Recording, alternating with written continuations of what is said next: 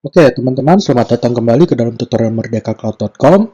Kali ini saya akan mendiskusikan analisis code pertama kita menggunakan React Native. Oke. Nah, kenapa kita harus mendiskusikan lebih jelas tentang analisis code kita pertama kali ini, ya? Nah, React Native dengan React JS relatively sedikit berbeda, oke? Mereka memang serupa tapi nggak sama, oke? Nah, sebentar saya akan keluarkan laser pointer dulu. Oke. Nah, teman-teman kalau misalnya lihat review kembali source code kita yang pertama kali yang saya jelaskan di tutorial sebelumnya, oke, kita akan lihat seperti kurang lebih screenshot seperti ini, oke?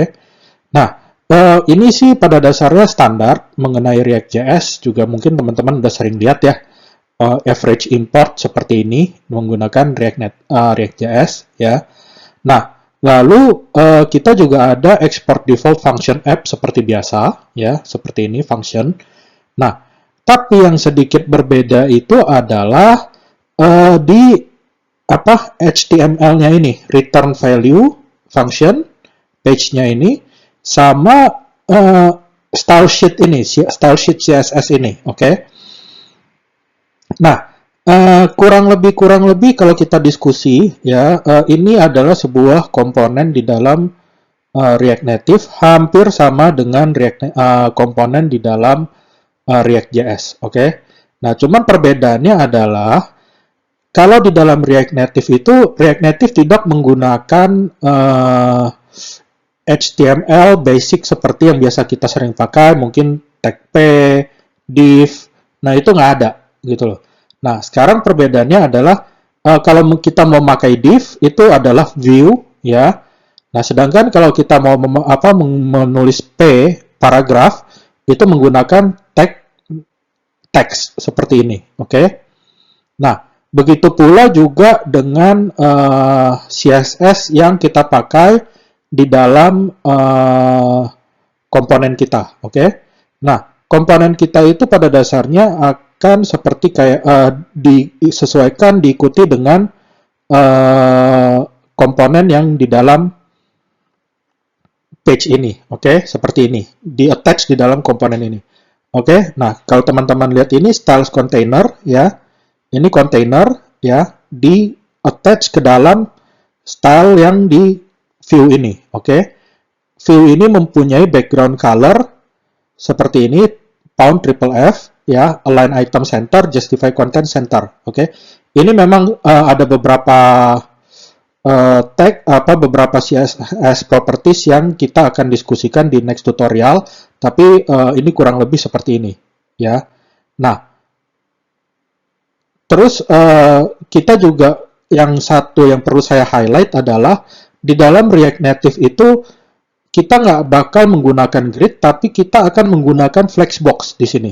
Oke, jadi kalau teman-teman yang pada dasarnya mengerti CSS akan jauh lebih cepat mengerti React Native dibandingkan teman-teman yang kurang mengerti CSS. Oke, nah seperti kalau teman-teman lihat ini adalah style container ini mempunyai background color berwarna putih ya, pound triple F ini warna putih, align item center, justify content center. Jadi semuanya ini di dalam div di dalam view ini akan justify content center dan align item akan center. Oke? Nah, kurang lebih seperti itu code-nya kita. Oke?